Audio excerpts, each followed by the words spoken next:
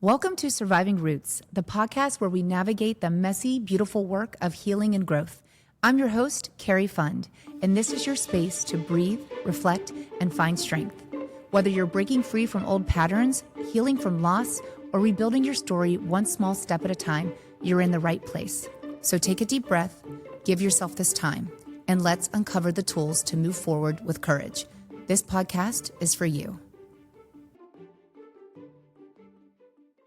Dr. Sherrie Campbell is a licensed psychologist with over 2 decades of clinical experience and a nationally recognized expert on one of the hardest, most stigmatized subjects there is, surviving and walking away from toxic family. She's the author of so many books that you'll just have to go on Amazon because there's a whole list. Hello, Dr. Sherrie. Welcome back to Surviving Roots. Thank you. You're my favorite. I love being on your show. I just love you. So anyone who knows you is so lucky. And I'm glad. Ditto. I mean, honestly, I've said this before. If I could go back to the Cari that was reading one of your books for the first time years ago and would have known that one day I would be chatting with you and connected with you and calling you a dear friend, like I would re-sign up for. I was trying to get my dog on the couch. This is like one of the best podcast chats I have ever had. You're on that engagement high. I just tipped over. I was trying to sneak and get my dog so she wouldn't cry.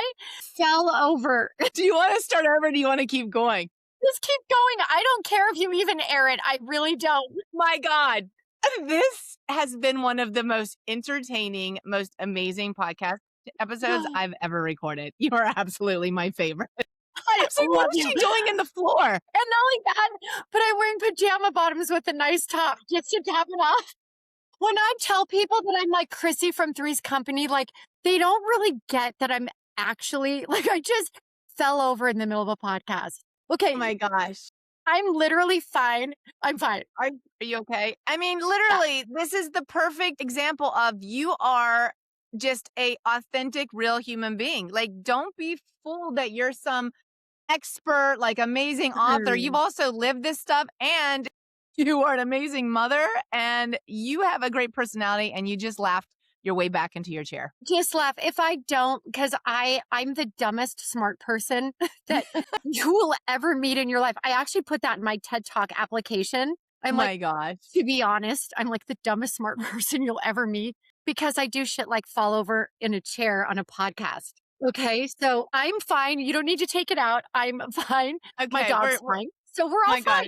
They're looking at you don't do that again. Well, am I going to be sore later? Oh my God. Well, this is the third time's a charm. I love this. The first time you were on here, we talked about cutting ties with toxic family. The second time we went deeper with the mother wound around Mother's Day. And today, when we're not falling out of our seats, we are going to talk about your latest book, which, by the way, huge congratulations on You Are Home. This is one of my favorites. Oh my gosh. We're going to dive right in. You ready? I am so ready and I will stay seated. Okay. Well, before we talk about the book, I want to, I don't think I've ever asked you this on the previous 2 times you've been on the podcast. I want to start where so much of your work begins with survival. This is called Surviving Roots, and what you have survived and when did you know you would turn all of this pain into this potential that you have? Oh my gosh, I never visioned this for myself at all. I was just in Canada actually with the Academy of Self-Help and we filmed a 3-day documentary. And after about 15 hours of just being filmed, I was in such a raw place. And I'll send you that link. But watching me watch me as a third party, and it's only just a little scratch of what I went through actually, right, in this interview. But I forget how much I went through at times. I forget. I think maybe the psyche does have to numb a little bit to just keep moving forward, but I really forget. And I didn't have, how people say, I really lost my self-worth. I never had any worth to lose. And that's something that I think over that weekend of doing the documentary. So I never had a thought of myself that could ever get here to do this. And I started writing by a fluke. I had a client when I was in my residencies that I knew I wanted to help people, My PhD taught me nothing about toxic family. It's not a topic, or at least 30 years ago, it wasn't a topic. Yeah. Family systems was sort of as deep as anything would get. So I do feel like I was working with this kid and he wrote songs, and I gave him lots of homework to write his songs, and he'd come in and he'd play his guitar, and that's kind of how I got to know him. He always felt safer behind a guitar. So he challenged me to write a song. And I'm like, "Oh, okay." Like, you just saw me tip over in my chair. Like, I don't know that I'm a songwriter. But 12 days later, I had a full book of poetry, and I had never to that point written poetry ever, Oh my ever. god. And I have it, and I self-published that book, and that's a book I'm gonna rework and put out in many years from now because I wanna rework it in a very different way. But at that point, I knew I could write, and I sat on that for a long time because my family was still in my life. I sent it to a family that was very helpful in my growth, that was also close to my mom, and, they were very supportive of the book, but that book ended my relationships with my family. Okay. That is that book. So, at that point, I'd had this feeling. I'd always written in a journal since I was 12. I just didn't see myself as a writer. I saw myself as a journaler. So, if Mhm. anyone listening, you're both, you know? Like, if you wanted to become a runner, you might be like, "I don't know, I can't run." Everyone can run. You have to Mhm. become a runner. I became a writer from being a journaler. Wow. Um, and I avidly journal today. It's the only way I can get things out, and they somehow just turned into books. Sometimes I feel like the books come to me. Mhm. I haven't had a book that's been hard to write yet. So that's why you can write so many books. That's amazing.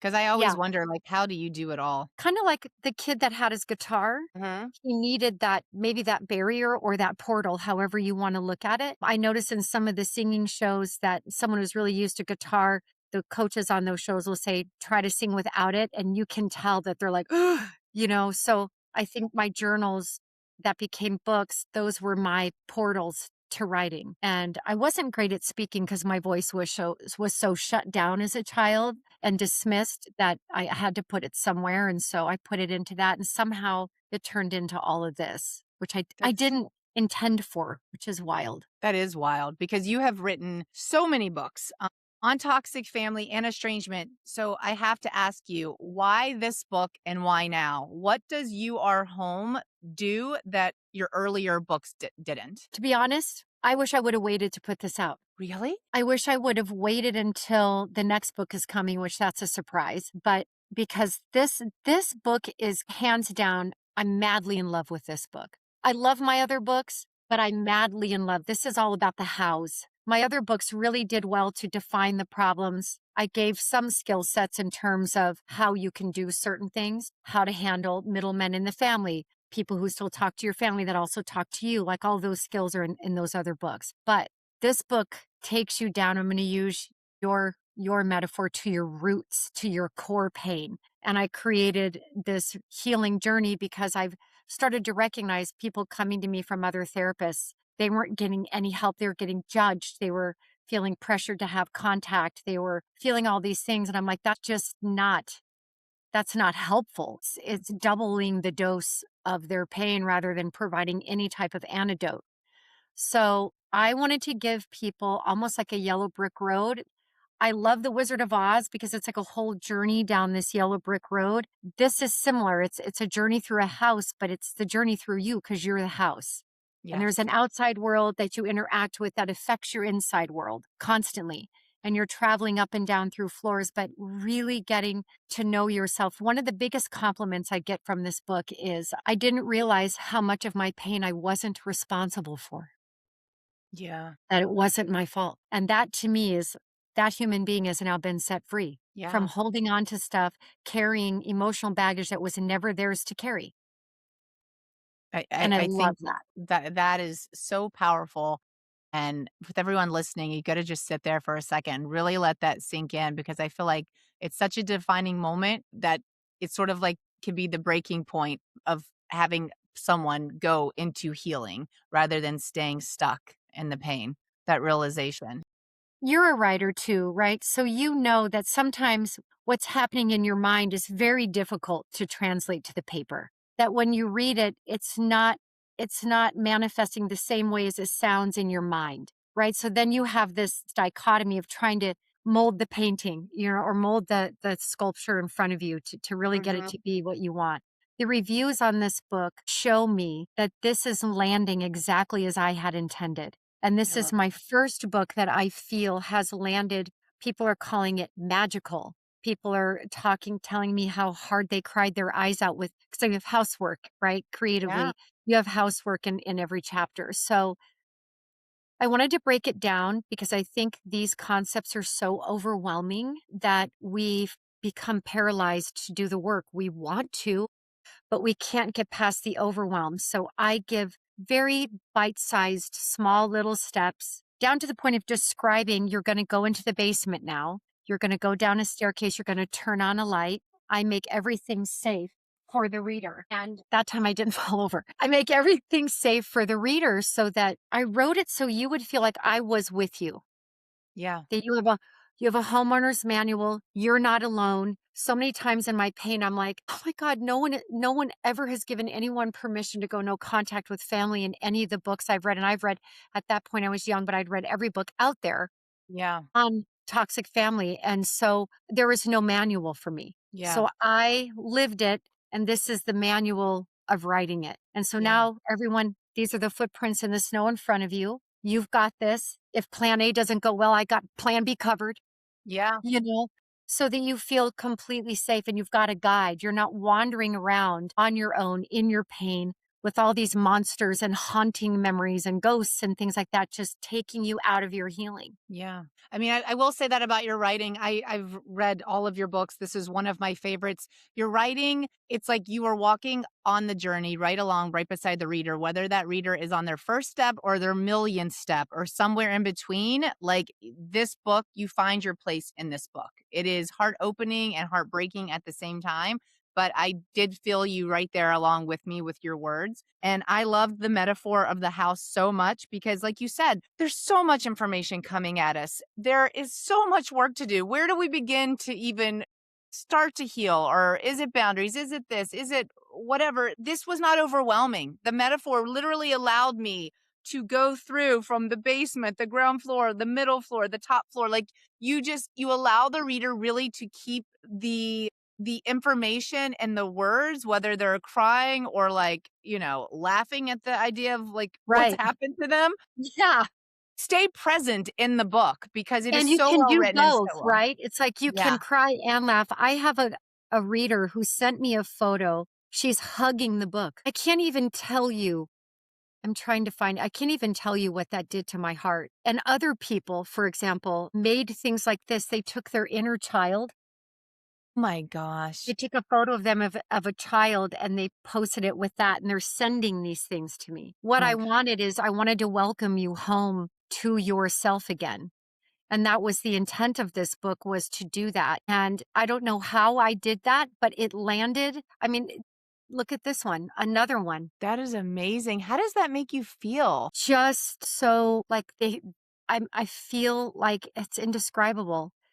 'Cause this is like my baby, so to think Mhm. that my baby is doing exactly what I would have wanted this book to do, and it's bringing people to their inner child. Because I go about inner child work a lot different because I felt it was sort of woo-woo and obtuse for me when I was going through it. I'm talking to an empty chair pretending my inner child. I'm like, I just kind of feel schizophrenic, so I don't that doesn't feel right. I feel like I'm talking to nobody. That doesn't make me feel sane. It kind of makes me feel uncomfortable. So I do a lot of writing exercises, right? You write a letter and your inner child writes you back. And I ask if you can't get in touch just to grab a picture of your inner child. And there are so many of them that a woman did like a whole thing where it's her as an adult, her as a middle schooler, and her as a child, and wrote me this amazing thing. Look at this, the hug. Oh my gosh. That to me is like the intent of this book was to bring them to loving themselves, Mhm. having compassion for themselves. So when I see, like, I get goosies when I see these things. No other book have I gotten this type of feedback, is I'm bringing them to love, Yeah. self-love. And for Yeah. people like us, when someone says love yourself, it's like, yeah, okay. Yeah. Let me get on that because I know love pretty well because I was so loved. If you were never loved by your parents, those are the people that teach you if you're lovable or not. So to just tell someone like, "Oh, you should love yourself." Yeah, okay. Yeah. Yeah. To see that, it's almost like I was able to introduce them to love today to help Yeah. them bring to the broken parts that need Yeah. it. So well said. And that actually leads me into something I wanted to ask you because I feel like I read something where you describe so many survivors as living with a feeling of emotional homelessness and feeling unloved, unseen, disconnected, even in adulthood. Can you talk about what that actually feels like day to day, like how someone starts to recognize it in themselves? I was living in a house full of people, right? That's why in this book you reclaim home. You take it back. You have to get the title to your property. It is yours. I was living in a home where I was already estranged. I never had connection. All I did as an adult was name it, Mm-hmm. right? And there's a, the abuse that we take in this space from rejected parents, but I was never connected to be estranged. All I did in my adult life is I just gave it a name and I made a decision. I was always estranged. It's not new. It didn't Mm-hmm. happen at no contact. So I was always in a home, but I was an orphan in that home. I was lonely. I was crying. I was sad. I was scared. And I was most often told to go to my room and get away and go away and stop crying. What the fuck is wrong with you? Yeah. All of those things. So I was emotionally homeless. I had a home. I had a box with people I lived in. Mm-hmm. That's it. That's it.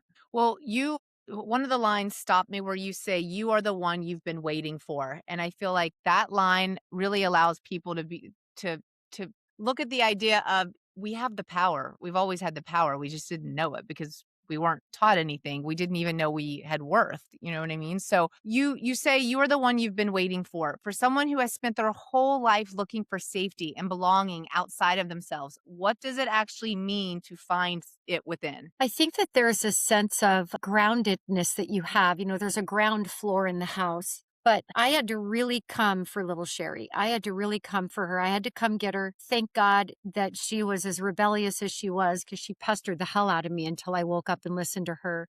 I was so busy trying to deny what was happening to me to stay connected to them that Mhm. I was sacrificing, my inner child all the time because I couldn't listen to her because I still needed food, home, and shelter. She's just loud. So she would get under my skin and then I would act out. And then, so I had a very hateful relationship with that part of me because I thought she's the reason I'm not loved. Mhm. Needs too much. She cries too much. She's too angry. She's too rebellious.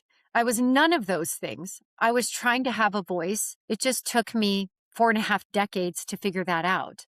Yeah. And I recognized that there was this just really broken piece. And I don't love the concept of reparenting. I have written about it because I have struggled to find a replacement term Mhm. for I have recently renamed no contact protective estrangement. Great. Okay, I've renamed it.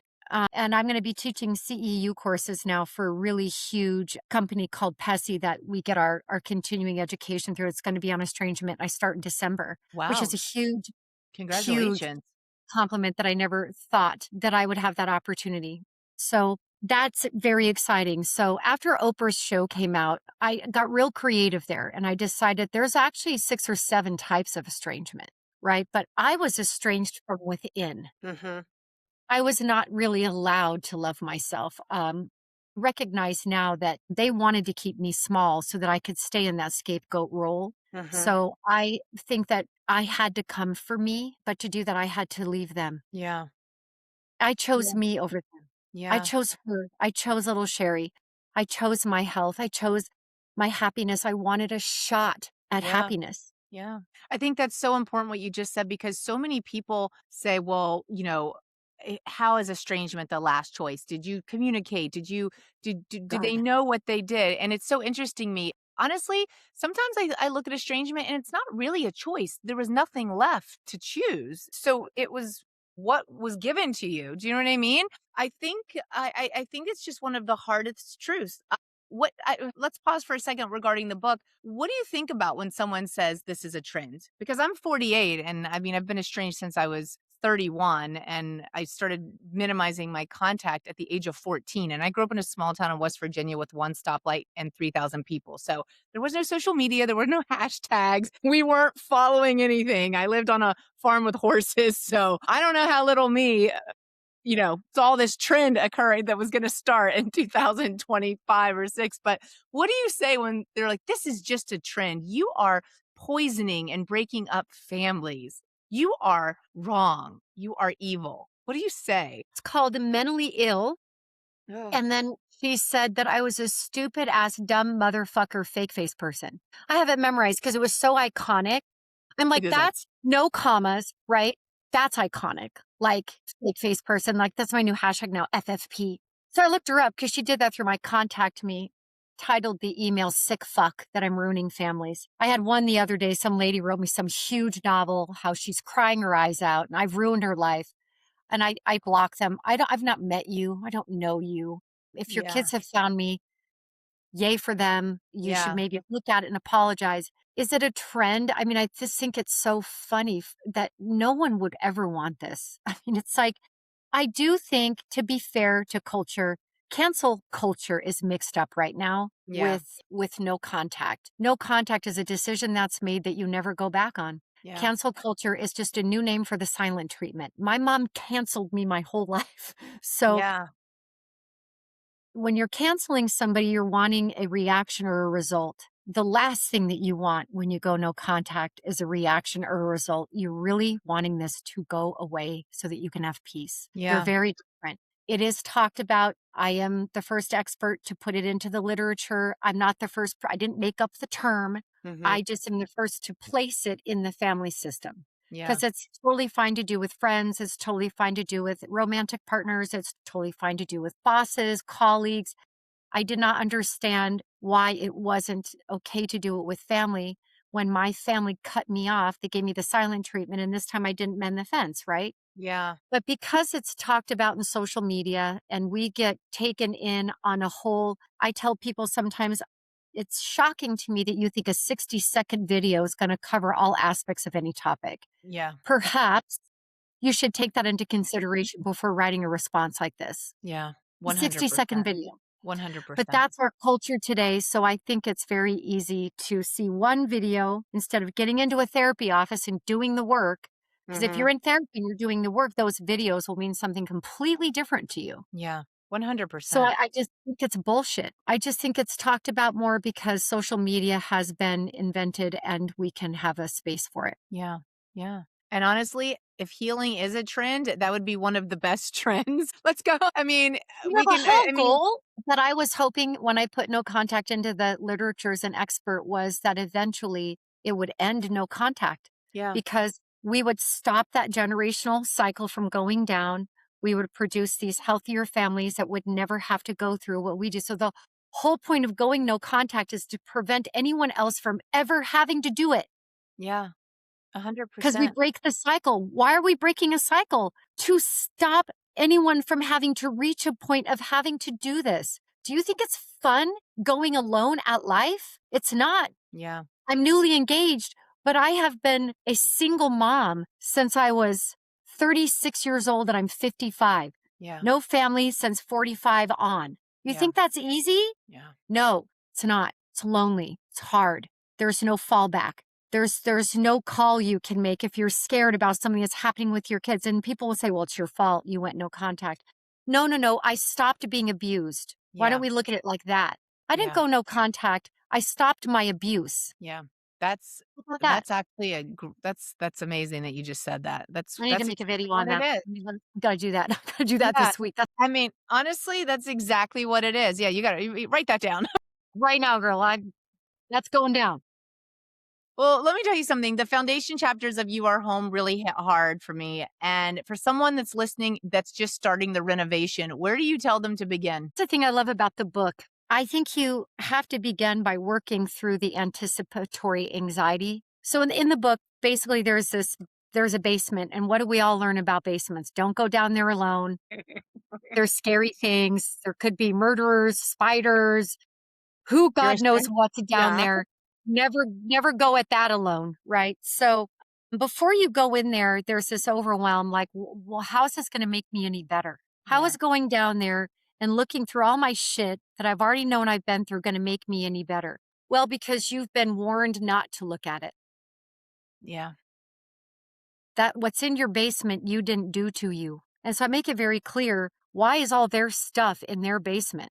Well, because they want to avoid exposure. They can't have that in their house. You're little, they can scare you from going into the basement. Got to keep all your secrets down there. You're keeping their secrets. That's like a mold in the Yeah. house. Yeah. So I think you work through the overwhelm of the idea of going in and really looking at your collective pain rather than one pain at a time. Mhm.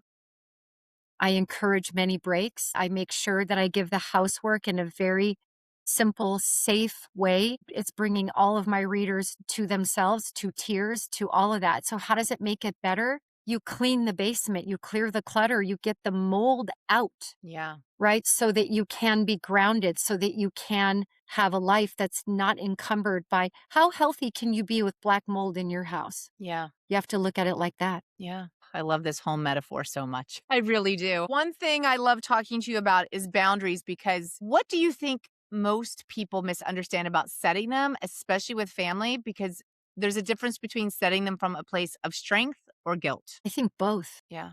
You Yeah. know, when we all have this strange, like in the beginning, I talk about like you're born to this house and the people on your porch are there not by choice, but by circumstance. You're a baby, right? I don't know anyone who has set boundaries on their family who also didn't somehow feel guilty too. Yeah. But it takes tremendous strength. It can only come from strength to set a boundary like that. And the guilt becomes less relevant. And then I think you go through times weaving in and out, like I'm treating a person right now who's like, but have I done everything? Mhm. His mom's getting to a place of she's getting much older. So he's getting this existential guilt because she could pass away. And I just remind him, if you think you haven't done everything, let's do the everything. Yeah. And what happens is he backs away from it. And I'm like, so what do you think you're backing away from? He's like, it feels dangerous to do anything else. I said, what does that danger tell you? How did you come to feel that this was dangerous? You didn't teach yourself that. Her actions, all the things that she's done have taught you that she is unsafe, Yeah. right? So a lot of our parents make us feel so guilty that we would never have the courage to set these types of boundaries. But that stuff wears out. There's a Yeah. bandwidth to what we can tolerate that way, and they test it. Yeah. And we don't think it will break because we've had an an unconditional tolerance to their disrespect, Yeah. and they don't think it can break because we have had an unconditional tolerance to their disrespect. My body just knew. I'm like, "Oh Yeah. my god, if I'm gonna start getting abused over just the way I walk, I'm done." Yeah. Yeah. So I think all of those emotions kind of operate together, but it's a beautiful operation. I've learned so much from my guilt. Yeah. Most of it was maladaptive. I was feeling guilty for things I did not do wrong Yeah. because they taught me that. I feel like all toxic or abusive parents, it's like they all read the same manual, even though they never picked up a parenting guidebook. I don't know where this Well, manual, if now it, I've got your manual for yeah, healing. yes, this You Are Home is an amazing healing manual. Well, the next question I want to ask you, because I feel like this comes up so much in my comments, and this was a big sort of eye opener and heart opener for me, is that so much of healing from toxic families come with shame and self blame. How do you help someone separate what was done to them from who they actually are? That's what I feel like this book does because it takes you through your emotional inventory. Ooh, I love that. One of the comments I get the most is that's what you're doing. You're doing your emotional inventory, right? Yeah. You're doing checks and balances. And what people are saying to me in the comments or reviews is I did not realize how much of my pain I was not responsible for and how much freedom that's giving them because Yeah. you have to go through guilt boxes, anger boxes, abandonment boxes, grief boxes. I mean, I even have one part where you hang a sign on your door that says, don't disturb, grief Yeah. in progress. And there's grief on every floor because as we evolve, our grief also evolves. It's Yeah. not about getting rid of any emotions that you have. It's about knowing what you're responsible for, which is your own healing, and what does not have no business being in your basement anymore. Yeah. If you didn't do those things to you, get them out, Yeah. right? So it's been really a beautiful journey. This is how I healed my life. This is the work I do in my office. all of my clients speak the monster language. My gosh, I love that because All of I would them. love to be a client of yours. So if you're listening, this book is like being a client of Dr. Sherrie, like sitting in the Yeah, room I with mean, I her. had a client come in, she's like, "Well, my anger monster got loose," and I'm like, "Oh, no." I'm like, "Okay, let's assess the damage. Did we break through the ground floor and crack that, or what happened?" She's like, "Oh, yeah, I think our foundation might be completely off balance now." I'm like, "Okay, let's go through it," and it allows them to laugh a little, Yeah, like they're telling on themselves, "Okay, well, I kind of lost control of my anger." So I love that there's sort of the brain loves photos, the brain loves images and loves yeah, pictures. And so I wanted to make this an incredibly visual experience so that they could, like, I know how my monsters look. They're like Monsters Inc., my yeah, monsters. Like yeah, they look like that to me. Now that I'm healed, I think before I was healed, they were so dark and so scary and almost yeah, invisible and popping out of every corner. You know why? Because that's how my parents were. yeah, So it's just such a healing way. I will give basement tours now, you know? You want to get to know me? Come in my basement. These are my shelves. These are my wounds, and where this goes, or that goes, all the yeah, things. But I do think that when we heal, I had two very profound dreams within 3 weeks of each other, of one about my mom and one about my dad. And I realize now where I'm at, there is a stage after estrangement. Okay, this is all new for me, came from the dream, and I'm not usually a vivid dreamer, so they don't have any relevance anymore. They're yeah, not relevant to my life. They're not relevant to my decisions. They're not relevant to my career. They're not relevant to my daughter. They're not relevant to anything. And that type of freedom, and I call that now self-integration. mhm, And that's what I'm going to teach at the CEU is that there is a stage after estrangement, which is self reconciliation or self integration, where they're not even needed. I don't need them for anything. mhm, And they're not relevant. I don't hate them. yeah, I don't like them, but I love them. yeah, But they're not relevant. They don't have any room or space in my life. And I'm very free in that way. yeah, And that's kind of how this book helps you to be untethered from all the relevance that they've had for so long that was destroying you. yeah, It's yeah, your house now. They're not relevant in how you choose to decorate yeah. or Oh, I love remodel that. or whatever. I Okay. love that. I love this house metaphor, I'm telling you. I mean, you just keep going with it, and there's just more and more and more. I just absolutely love it. Oh my Yeah. I mean, god. if I didn't have a page count, this book would have been quite a bit longer, which I wish it could have been. Ugh, I mean, it's just brilliant. Well, one thing I wanna ask you, because when you were talking, I was thinking of my mother, who I think has been in therapy her whole life and just never changed, like, never there was no growth, no anything, which is insane for me to even be able to comprehend, but, healing is work either way. You either do the hard work and you grow, or you do the hard work of staying stuck. It's hard either way.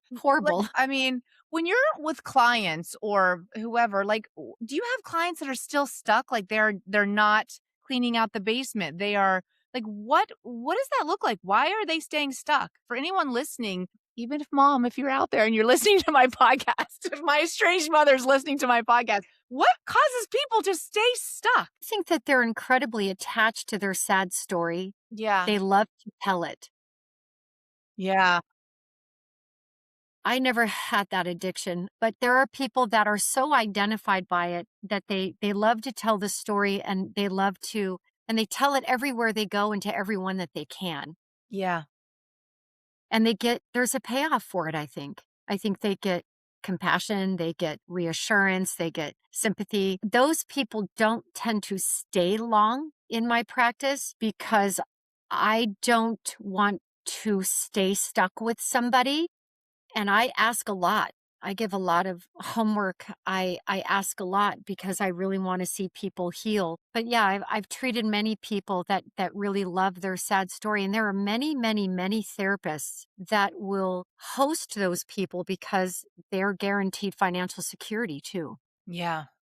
For If you're a them. really good therapist, you're going to have your lifers because there are certain people that just really love you and they love the Yeah. coaching and they love Yeah. the whatnot. But if you're really good, your people are going to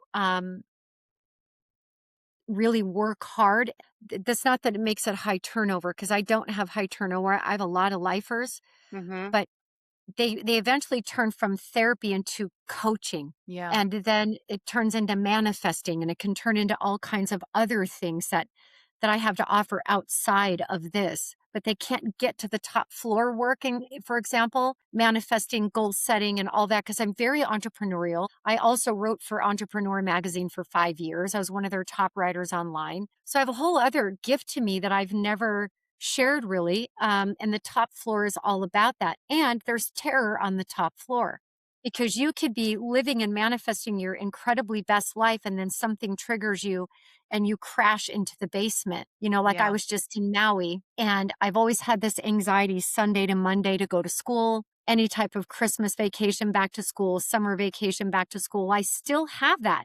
I'll go on vacation, I get all this anxiety to go back to work. So I have to go down to my basement from my top floor and be like, okay, so who's up? What monster is running around right now? Okay, so we have the fear monster. Okay, so Yeah. that's little Sherry having some kind of a wound that if I'm not totally in control and on top of my game and working 24/7, my life will fall apart. Yeah. Right. So there's those aspects of my life that I still have to nurture so I can go from my top floor. You have a little express elevator in the house Yeah. and you kind of crash land and the doors open. And I'm like, oh, good, my fear monster. And you're hanging out with abandonment today? Okay. And stuff. Okay. So you're always doing the work. My confidence includes I've come to love all my monsters. I They're love my that. greatest guides.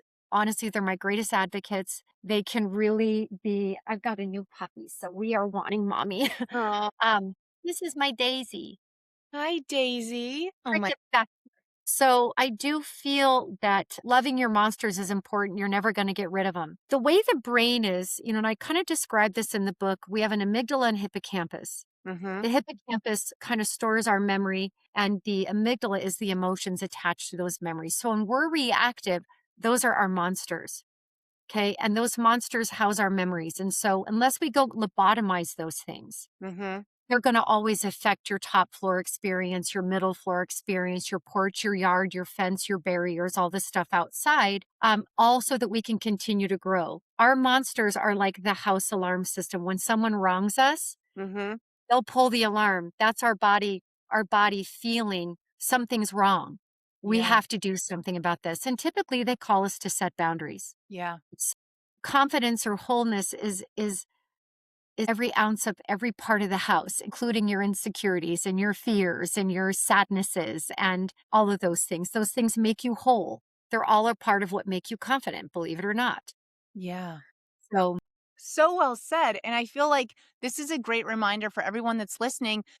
You can be healed, but still have to go down to the basement. So everything, you know what I mean? Some people think that like you're healed and like you're living on the top floor, like you're in a one-story house now, like there's no more, triggers and then if they get triggered, they think, "Oh wow, I'm not healed. I'm still this, I'm still damaged. I'm still." yes. So what you just said is just such a great reminder that occasionally you sometimes you're going to have to go down to the basement and it's Well, and it's I think that okay. we probably spend, and including me, I still spend more time on the bottom floors. Getting to the top floor is just a treat. Yeah. Right? Yeah. Because my basement was so heavily loaded with so much trauma. So Yeah. when you're up there, I say in the book, you're never going backward. Yeah. You're only going more inward. If your monsters are triggered, you have work to do. Yeah. Be grateful that that's there. You're not going backward. You're not regressing. You cannot. And Yeah. whatever you do in the basement, you get to the top floor more quickly. It's a little more effortlessly. And up there, there's boxes of dreams Yeah. that you never got to look at. And when I'm up there, I'm like, "Oh my god, what if the bottom falls out?" Well, it does. I end up on the express elevator at some point, and that's life. We have this idea that, oh, this too shall pass only when we're down, Mhm. but the ups pass too. So if you can get used to this too shall pass sort of everywhere, I think that the maybe the shock, you won't crash land as hard into the basement every time. When I'm going inward or downward, right? I know there's lessons there. I don't always look forward to them. Mhm. But once I'm in them, I look forward to them. Once I'm in my basement, I'm like, oh yeah, there's my little couch and my journal writing table and I forget that I'm safe in here. The Yeah. elevator ride down, I'm like, I don't want to go down. I don't want to go down, but we have to. It's just part of life Yeah. that we go down and it's okay. It's okay. So well said, Dr. Sherrie. I want to thank you so much because this book, everyone that's listening, go to Amazon, get your copy. You Are Home. Heal from family trauma, establish boundaries, and find a place of peace and safety. I mean, this is one of my favorite books, and you just can't get enough of the home metaphor. So I want to thank you so much for your time today. As always, I'm Of so course. grateful for all that you do, all that you write, all that you share, all that you have contributed to the community of cycle breaking and healing and coming from a toxic and abusive upbringing. So, where can everyone find you? DrSherrieCampbell.com. You can find me at Dr.Sherrie in social media, or apparently you can find me on the back of my floor after my chair tips over. Whichever way that you want to find me, you can find me. So, Episode ever. best episode ever. And it just shows you, like, don't cry over spilled milk. Laugh. That was the funniest shit ever, that I tipped over in my chair with pajama bottoms and a business top on the podcast. Like, I fucking love it. Like, that's just life. You. I'm going to laugh so hard when we get off the show. Like, I'm dying. I'm But- going to send you the clip of the video. Oh my God, this is amazing. I'm glad you're okay, and I'm glad the doggies are okay. We're okay. Everyone's okay. Oh my God. Wait till I tell my fiance is going to be like, no, you did. I'm going to be like, I really did. Well, I adore you, Dr. Sherrie. Congratulations on this book, baby. It's called You Are Home. And everyone go grab a copy. You will not regret it. This is going to be, I've actually read it 2.5 times. I'm almost done again. The Audible comes out June 30th. That's something I can't new. wait to hear you and your voice to going through these floors of this house. That's going to be amazing. Yeah, you're going to just love it. It's funny, the engineer in the middle of it, he didn't say much. And then we were walking out to have lunch. He goes, whew. He's like, I'm a fan. He's like, I see so much of myself in your work. And I was like, that's really great. I love that. So I just want everyone to have a real shot at happiness and a shot at freedom and a shot at these people having less relevance to dominate your self-esteem, your identity, your life. You deserve so much more. And you're so loved. And for all of you listening, we love you. Thank you for listening and for enjoying me tipping over in my chair and having a great show. And I love you to death. You're one of the best out there. You're just one of my favorite people, and I'm always so honored to come on your show. You're going to make me cry because I love you so much and I hold you in such high regard. You're just an amazing human being, an amazing woman, and it's just an honor to know you and have your time. So thank you, Dr. Sherrie. You are a true gem, and I appreciate you so much. Love you, honey. Thank you. Thank you for joining me for this week's episode of Surviving Roots. I hope it gave you something meaningful to carry with you. Let's keep this conversation going. Find me on Instagram at cari.fund, where I'll share more from the show. Don't forget to subscribe, leave a review, and share this with someone who needs it. And remember, we are the choices that we make.